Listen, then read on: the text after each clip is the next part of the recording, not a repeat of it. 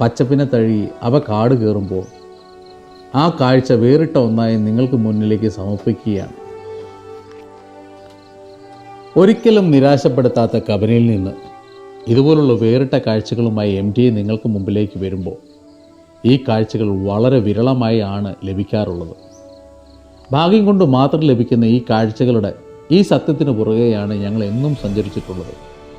കിട്ടുന്ന കാഴ്ചകളിൽ തൃപ്തിയോടെ മടങ്ങുമ്പോൾ ഒന്ന് പറയട്ടെ, കടുവ, പുള്ളിപ്പുലി, കരടി കാഴ്ചകൾ ഉൾപ്പെടെ കാണുവാൻ മാത്രം വരുന്നവർക്ക് മുന്നിൽ പലപ്പോഴും ഈ കാഴ്ചകൾ എത്തിയെന്ന് വരില്ല.